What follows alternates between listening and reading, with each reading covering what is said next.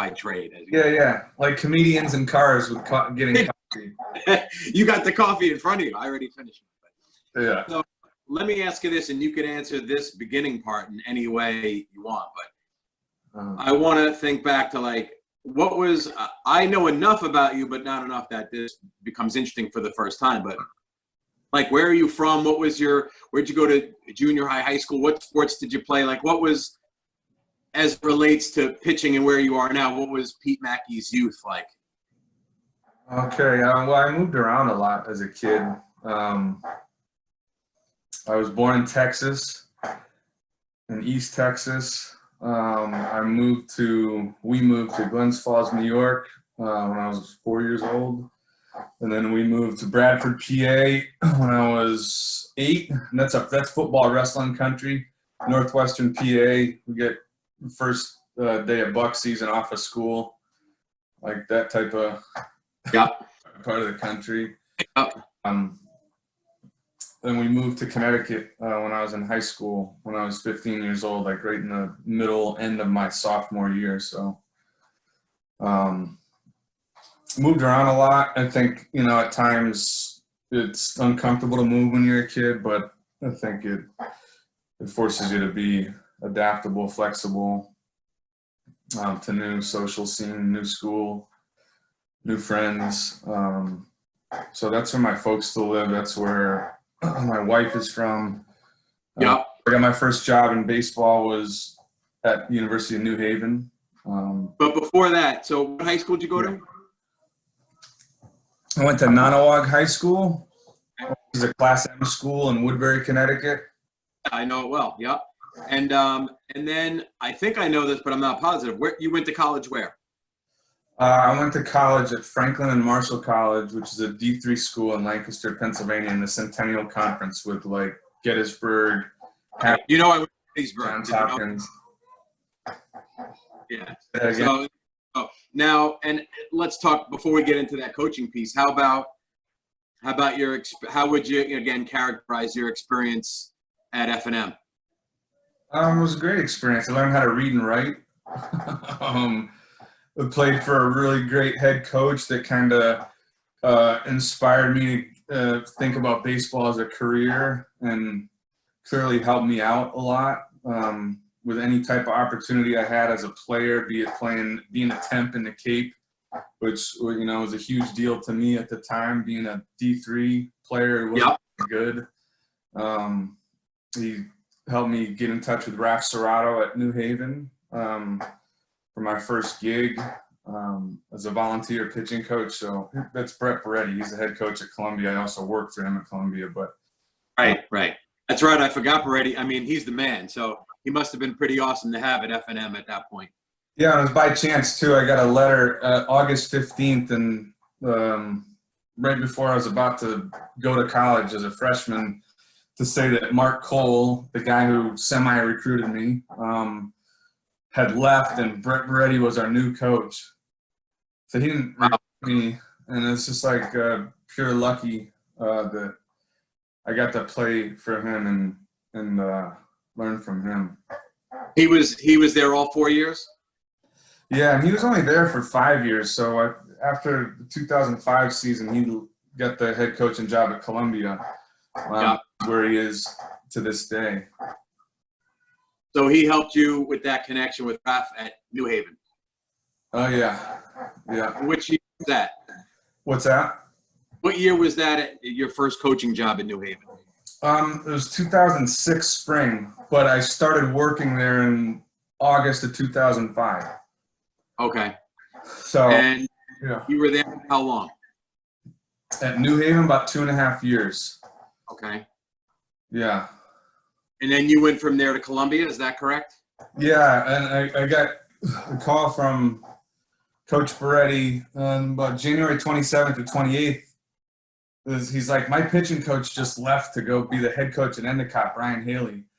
Right. And he's like, are you interested in being my pitching coach? Of course, he called Raf first. Right. Ask permission, because that's the kosher thing to do, right? If you're going to poach someone's assistant, you got to call the head coach and say, hey, you cool with this? But I was down in New York like 3 days later for day one of practice, which was Feb 1. Right. Myself to the pitchers. So that was interesting. Yeah. And you were at Columbia for how long? 8 years. Okay.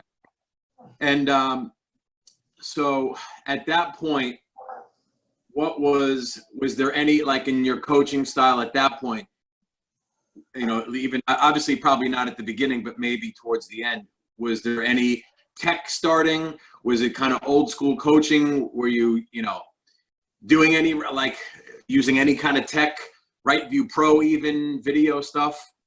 Yeah. So I don't know if you call Right View Pro tech, but I think so. I don't know. Some people remember like Right View Pro. They had slow motion videos of all-star games, and Don Slott got those because he's like a former player, former big leaguer. Right.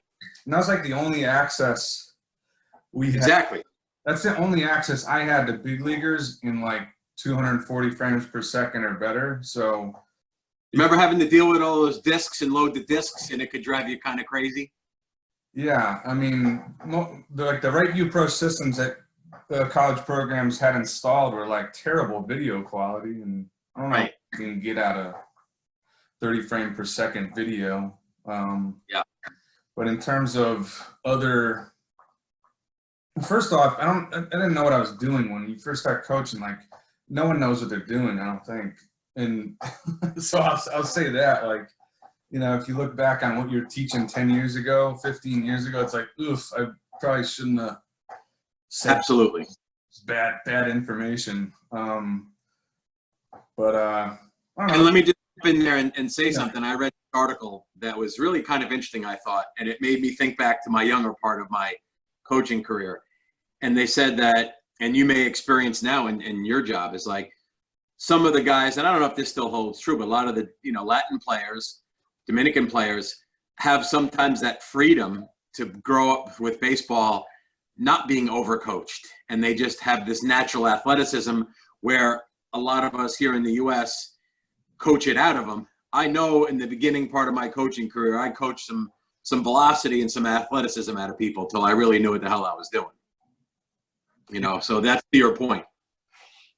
Yeah, I think when you first start coaching, at least me, like you want to look at delivery pieces, right? And point A to point B to point C, and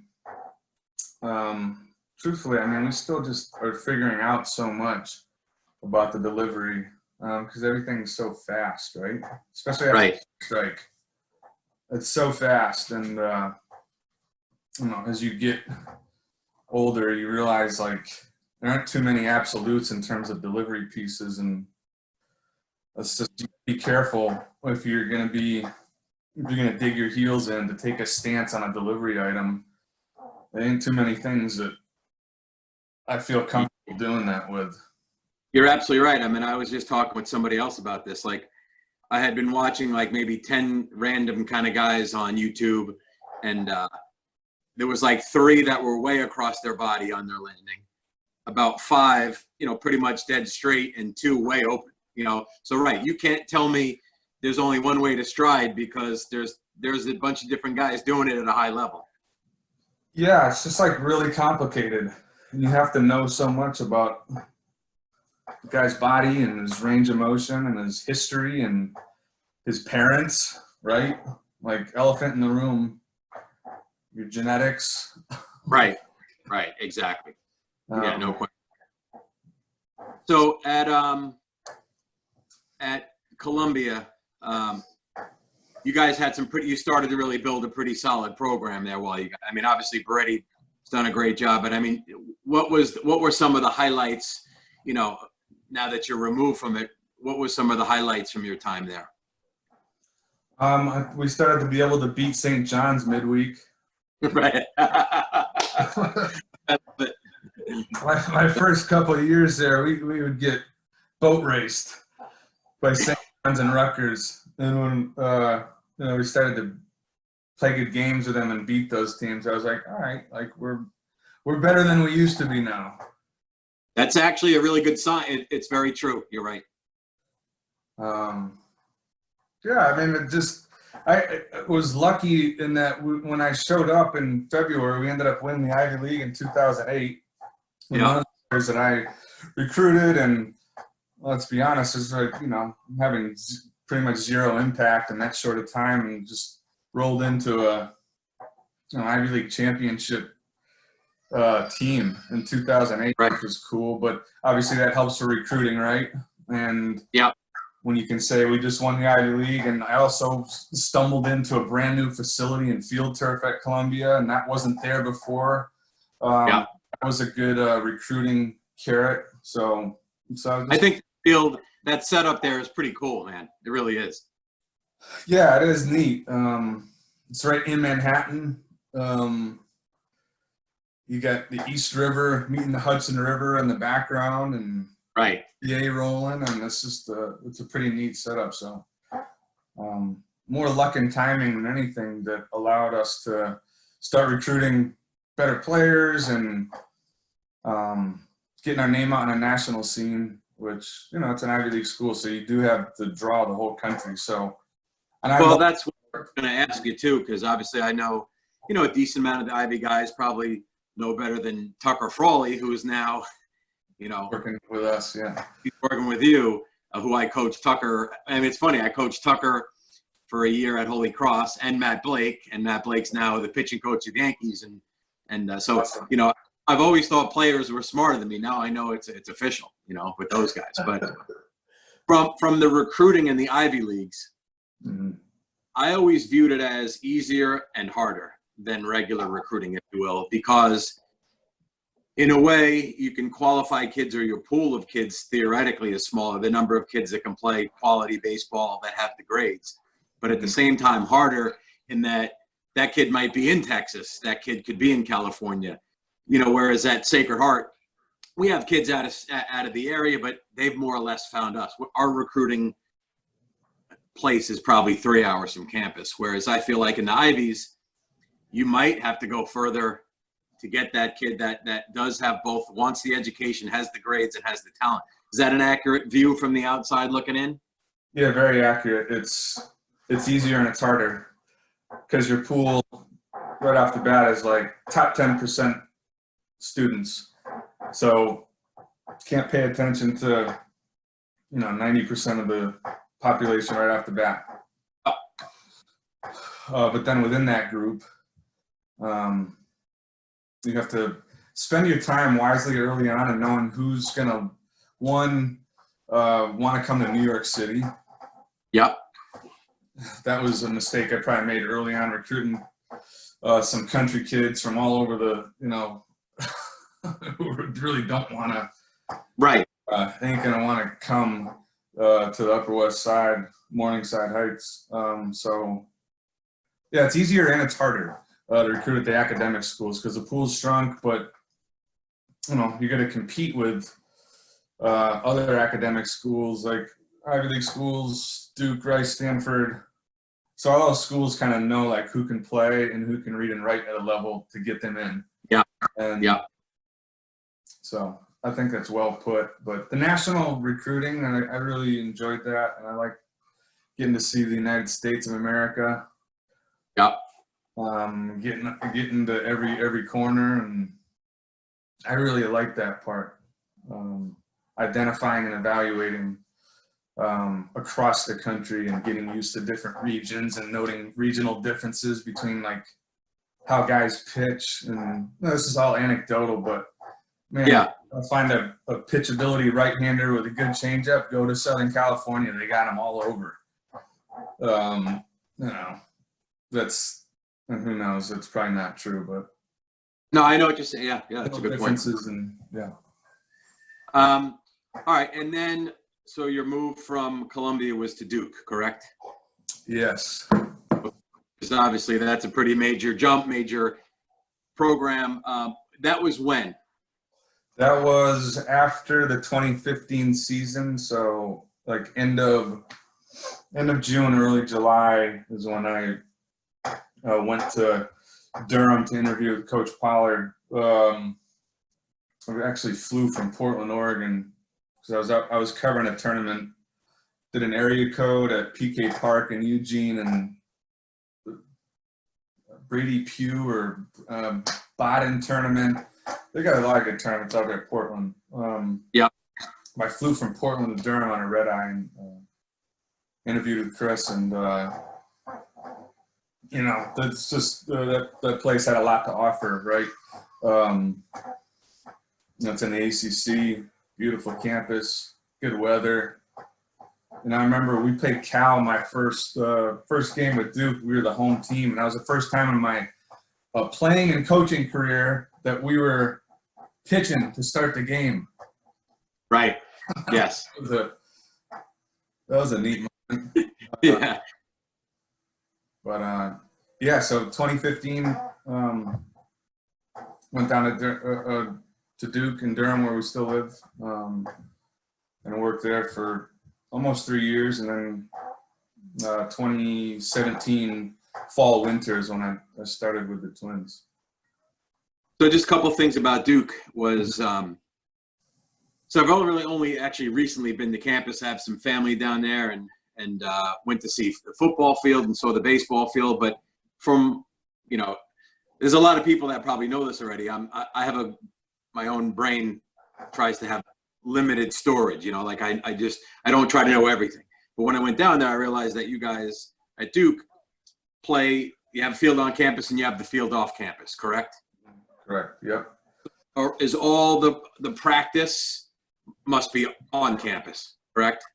So the people, this is going back a couple years now, so I can't say exactly how it's working now, but we practice about half the time in the fall at the DBAP, which is where the Durham Bulls play. Yeah. Duke plays all their home games. And we'd also have a Thursday practice there in the spring before a weekend series. Okay. So we did practice at the DBAP, but a lot of the practices in the fall were on campus and were at Coombs on campus. You just said that, though. I didn't realize all the home games are at the minor league stadium. Yes. Okay. Oh, I didn't realize. I can't speak for the last couple of years, but yeah, when I was there, it's like we'd have a midweek game or two and a weekend series at Coombs on campus, and then every other game would be at the DBAP. Okay, gotcha. All right. Probably just for yeah, and probably when you're playing some of those ACC teams, you need a big enough place and a nice enough place to get a crowd, that kind of thing, I would imagine too, right? Yeah, I mean that facility, the surface, the playing surface, left field bothered me a little bit. It's a little short. Right. Yeah. It's just a great park, and it was a great park to recruit to too. Right. They have their own locker room there. So when I first started at Duke, we shared the locker room with the Durham Bulls. So once the minor league season started in April, you'd have to move your stuff out. They'd move their stuff in. That's not the best situation. But I think my second year at Duke, we got our own locker room down the right field line, which is Duke baseball. That's cool. It's nice. Yeah, that's great. Now, obviously, I think if you're talking about the top 5 programs in the United States that balance athletics and academics, or baseball and academics, I mean, Duke has to be in the top 5. I mean, Stanford, Vanderbilt, maybe Notre Dame, although it's, with the cold, it's probably not the dream necessarily place. But is it a struggle or a harder balance? I mean, this is actually just popped in my head, but a really good question, which is Columbia, high level of academics, Ivy League, no joke, obviously, and then Duke. Did the athletes at both places have a similar balance between academics and athletics? Yes, very similar. Very similar admission requirements. Very similar board scores, GPAs. It's tough to get into Duke. Yeah, but I mean, once there, are these guys, fairly stressed between managing ACC baseball and an academic workload? Yeah, I think they're stressed. I think it's tough. It's really difficult to perform at that level and also take care of your studies, because both are really, full-time jobs. Yeah, yeah, Great at both. You have to spend a lot of time at both. And at Duke and Columbia, I think that's impressive what those kids do. And I understand why, if I'm an employer in any field, that's valuable to me because I know that kid can handle a lot in one day. right, yeah, yeah. No, that's a great point. Compartmentalize and like be present-minded with this right now, and then be present-minded with this in the afternoon, and that's what that teaches. More than anything is like high level of productivity and being able to like be where your feet are with this, because there's a lot they got going on. It's not just school and baseball. It's office hours, it's study sessions, it's whatever. There's just a lot Yeah. going on for those guys. So I think, I was always impressed with what those guys are able to do, and then be good on the field too. And it's no joke. Yeah. Oh. How about from your coaching standpoint, was it a significant change at Duke in terms of maybe either resources or facilities, or now, maybe now he's starting to use either a Synergy or TrackMan or Rapsodo? Is that, did you start to change a little bit of those things once you were at Duke? Yeah, I think at Duke we had more resources. We had more money for Rapsodo. We had TrackMan while I was there. Just like gear, facilities, the weight room. There's just like a lot of. And Columbia is great facilities and well-funded program, but it's different at Duke. And yeah, a lot of credit goes to. It's not all like. Athletic department isn't, here you go, Duke baseball. It's just like anywhere. A lot of it's fundraising. So institutional money, yeah, good. But a lot of credit goes to, the development team and yeah, Chris for raising a lot of money. And he's done a great job of building that program up, because I wasn't there, in the late 2000s, early 2010s, but Duke didn't have that much money coming from development or administration, so that's changed a great deal since Chris has been there. that's good to hear. Let me ask you this. This is almost me more for my personal coaching piece, but I'm probably now where you might have been, let's say, in probably the beginning of your Duke time, where now I have that Rapsodo and I'm starting to use it a lot more. But did you find what I'm finding, which is it's kind of trial and error learning? Like, there's no manual, there's no one that shows up and says, here's how to read all this stuff. Did you learn from somebody, or did you kind of start figuring stuff out? Just figured it out, trial and error, like you said. No doubt, that tool is great for experimentation, primarily, in my opinion. And when we first got it at Duke, it was still in beta phase, i.e., it didn't work that great. They're still trying to figure it out. So, we'd set it up and it would work once every fourth pitch. And if it was sunny, we couldn't use it. And the lag time was forever. And so early on, we were using it. Like, the buy-in from players wasn't that good because. I get it. Yeah. If they got to wait 20 seconds pitch, they don't want to use it. Yeah. Right. So, yeah, trial and error. I think, experimentation, and it's measurable, right? Did that Right. actually have good sync? It looked like it did. I don't know. Our eyes are good to a point. So Right. I think that's the essence of that machine, is that it kind of confirms what we see with our eyes and maybe disproves sometimes what we see with our eyes. Right. Yeah, I think that's one thing that maybe I've learned a little bit is I guess I always thought there was a whole lot more difference between a two-seam and a four-seam. And I don't know if they're insanely different like I used to think. I guess not for every guy anyway. I think it's rare. You're right. I think it's rare to see a guy who carries a ball and a guy who really sinks it. I think a lot of guys will say, yeah, I throw a two-seam and a four-seam. I use my 2-seam for this and my 4-seam for that. And in many cases, you see that it's the same pitch. Right. Yeah. Which one can you throw more strikes with? Let's do that one. Right. Exactly. Right. Yeah. All right. So then you had mentioned earlier it was about 2017. So you've been with the Twins roughly in the 3-year mark now? Yeah, this would be season 3 coming up whenever we start. Get to that maybe in a minute. But so obviously I'm sure like anybody, I'm sure you went through a lot of, big adjustment getting out of the college ranks to the minor leagues. And you could feel free to answer this in any general way you want. But in the 3 years now removed from a career of college coaching to the minor leagues, what would be the better part, if you will, of even just from your perspective, like even whether it's lifestyle or whether it's talent of the players or resources? And is there any drawback or something that you go, man, I miss this about college coaching? I think the biggest difference is now my job is development centric only.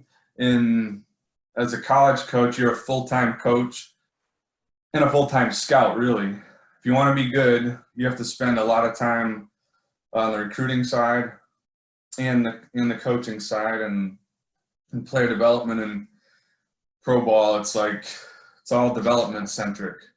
That's not to say like collaborate with our scouts and break down some video for them at times. We do, but I think that's been the coolest thing is that it's development centric now, and at times in the college game, recruiting nationally, recruiting at Duke or even Columbia, you feel like you get taken away from on field by your recruiting responsibilities, right? Which are very important, right? Like, of course, good players, you're not going to win. So, missing practices, missing fall games, like that's kind of a must if you want to be really good at recruiting. And so that's been cool. What was the second part of your question? Was anything either that you miss about college or that, that I can't say is a negative of the pros, but that I enjoyed it. Is it maybe the fact that there is a winning part, when you're in college? I mean, now your job is more of developing pitchers throughout the minor leagues, correct? Right. That's a good point. Yeah. So there's that competitive, we need to win this game right now and every game matters. And I'll miss that at time to time. And we want to win in the minor leagues, right? But that's not the end goal. The end goal is to produce big leaguers. So, there's times where, I don't know if you miss grinding your teeth in the dugout and getting more gray hairs, but that's a love-hate thing. Got it. So I think that's the best way to say it. I think there is something to be said for that. And without, again, giving away any, I don't need certainly details, but how would you describe your sort of, obviously might be different now here under coronavirus time, but what is your day-to-day responsibilities in your current job now? I mean, is there travel? Is there what? Obviously, I think the overall job is to get pitchers better, to move them up levels. The grand mission. But how many pitchers do you have under your purview, if you will? I mean, the whole minor league system, or do you have a certain group? How do you manage that? Purview, good vocab word, like that. About 95, 100 pitchers we have to oversee, and the way to do that is we have a lot of good pitching coaches. We have assistant pitching coordinators that are really good at what they do.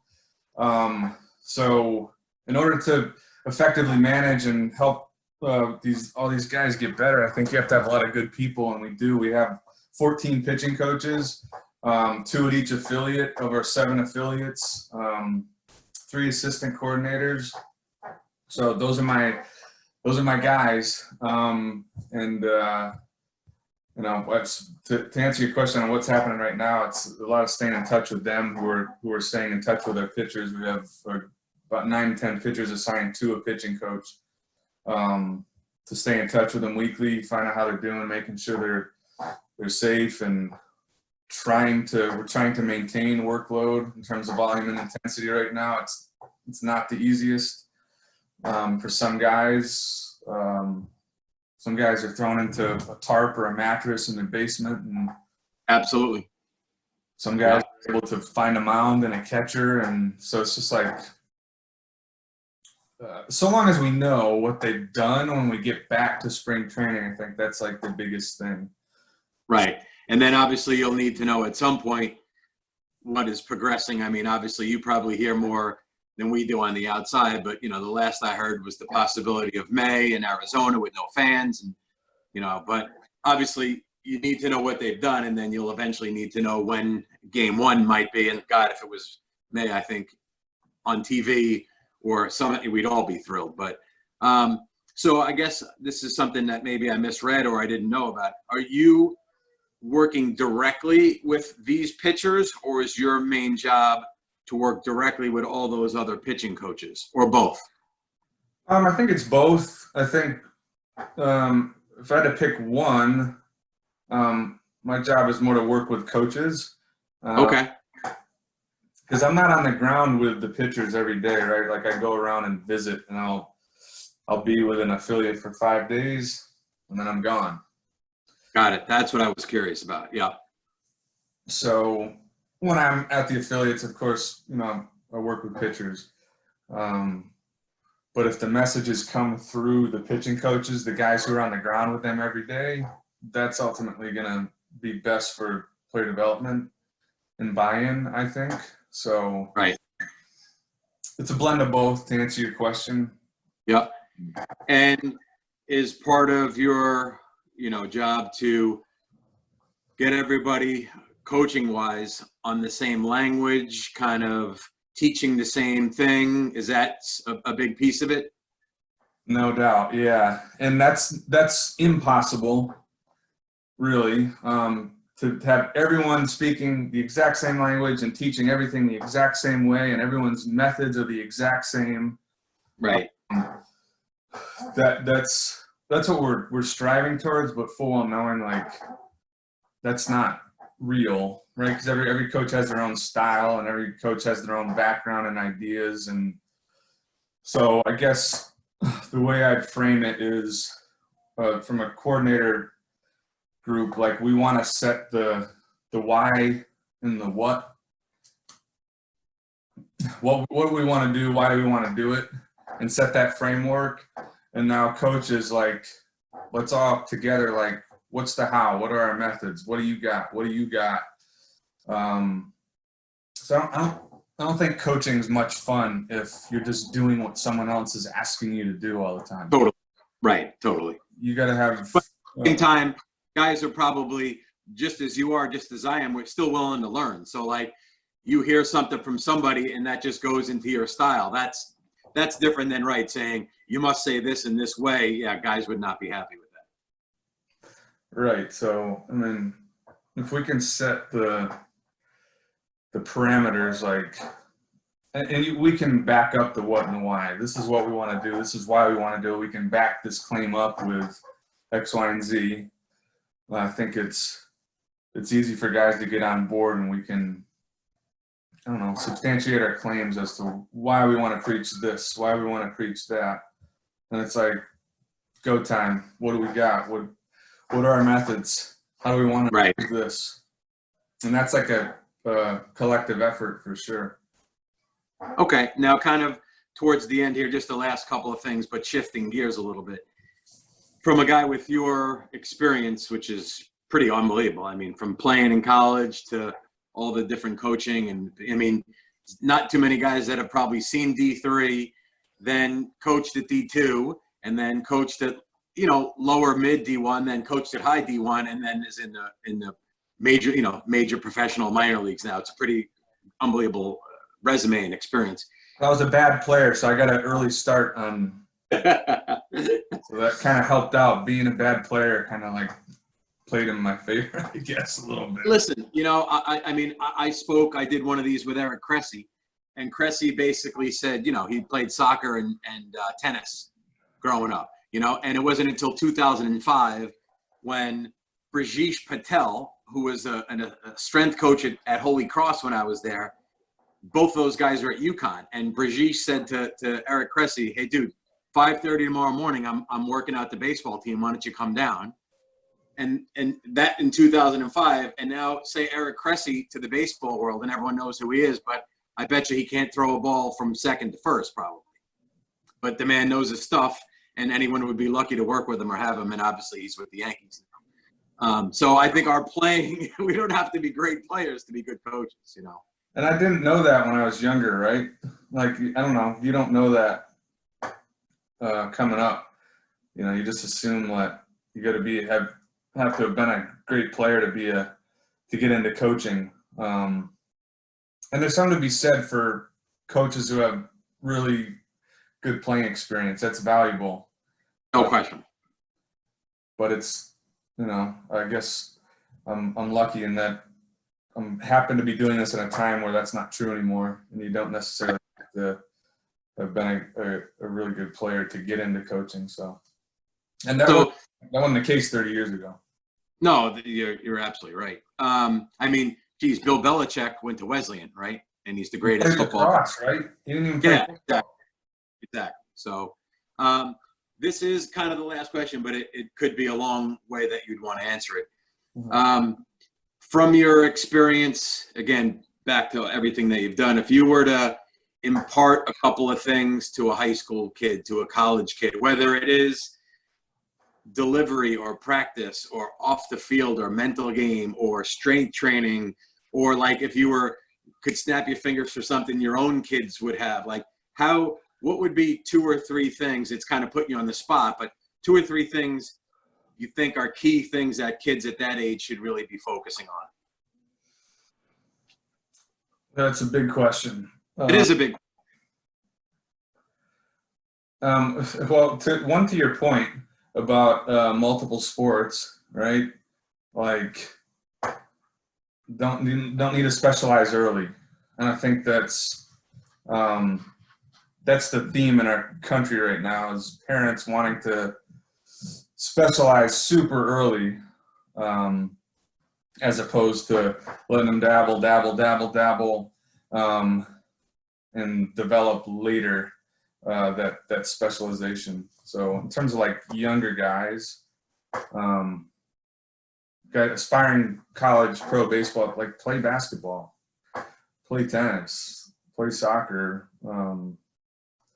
Yeah, I'm laughing as you're saying that because, I mean, you're younger than I am, but there's no way you grew up where you heard the terms pitcher only.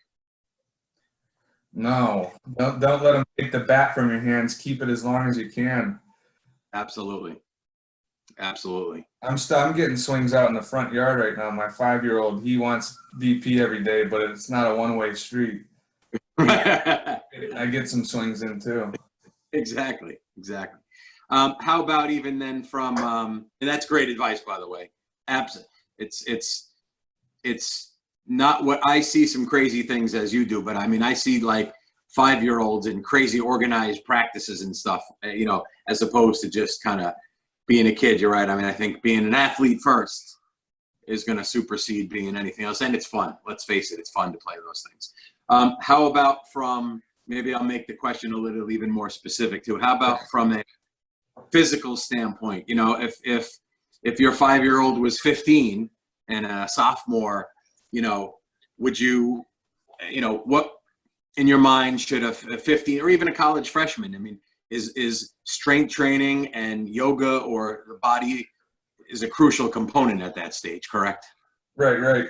I think, like, simply put, like sleep and nutrition, if guys at that age can just like kill that and be great at recovering, getting enough sleep, which some guys at that age, man, they might need 10 hours of sleep, 9 hours of sleep, and just having great fuel, right?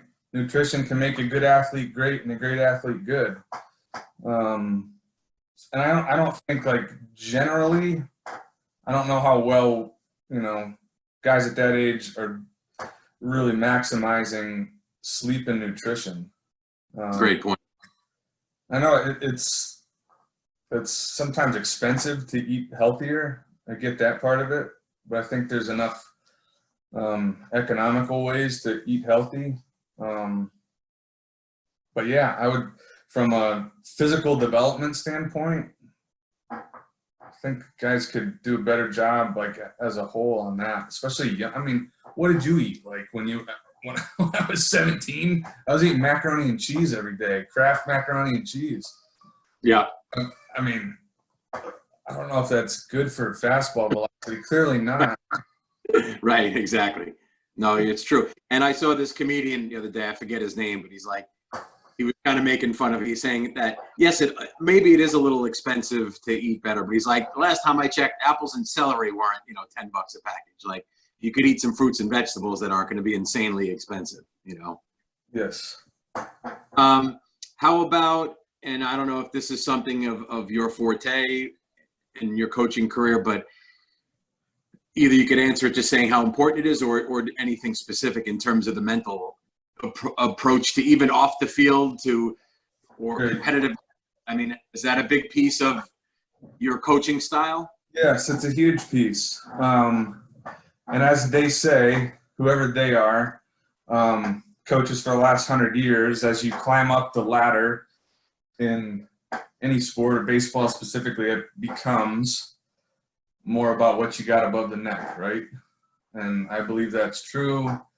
And I think it's very worth anyone's time to work on present-mindedness and doing the next thing with all you got, and being aware and being mindful of distractions that might pop in your head, and not having an action plan to know what to do when that happens. Right. It happens to everybody. Like doubt and confidence, lowered confidence happens to like everybody. So I think, one, realizing that even the best players in the world, like some days they think they suck and they're really not high on themselves, and that's okay. But they tend to get out of that quicker than most. So yeah, I think just practicing present-mindedness and being able to, there's a lot of distractions for everybody, and even more so as we get older. Just being able to lock in on, let me do this well right now, and then it's done, and let me do this well right now, and then it's done. So that ability to like focus and then refocus and then focus and then refocus, and that's something that the game, I think, teaches our guys, right? After they're done, when they got jobs, when they're 35, when they're 40, and they got a lot of things going on in their life and they're stressed, hopefully something that we've taught them is the ability to just do well with what you got right now. And tomorrow's a new day. So yeah. As coaches, whether our guys make it to the big leagues or not, most of them don't. Almost all of them don't. But when these guys are 40 years old, they can kind of take that same mentality, like, I'm gonna do what I can today, and tomorrow's a new day, and just keep living your life like that. I mean, wouldn't that be a great thing if your player told you that when he was 35, 40, that he learned that? No, you're right. I mean, I think about, the 12-year-old that's nervous because his dad is behind the backstop, or the high school kid that's nervous because the college coach is watching him, or again, the college kid wondering if he's going to get another start, or why is the bullpen warming up. But can imagine in the minors, you just said it. I mean, within this context, they know, man, it's a small percentage of us that move up, and dealing with failure at your level may be the most difficult failure to deal with, because it's kind of, you realize that's your career now. So that must be something. That's probably why just about every team has a mental skills coach that deals with guys. And agreed. Yeah, I mean, it's easy to forget the higher level I think you play at, that it's still a game, and it's a silly game at that. If you ever try to explain the game of baseball to your young kids or a foreigner who's never seen the game, Right. and you're talking about this is the best part of being on the front yard with the kids. It's like you can run past first base, you can't run past second base. Right. And your kid goes, "Why?" I'm like, "I don't know. It's just a silly game." Right. And there's a lot of things in baseball. It's like, how did that come to be? Don't know. But back to the point, it's just a game, and it should be fun. And if it's not fun, then what are we doing working in the game? Why are you playing? If it's not, Right. Why are you playing? If it doesn't bring you joy, if you don't like that one-on-one battle, you don't like that, you shouldn't play. Right.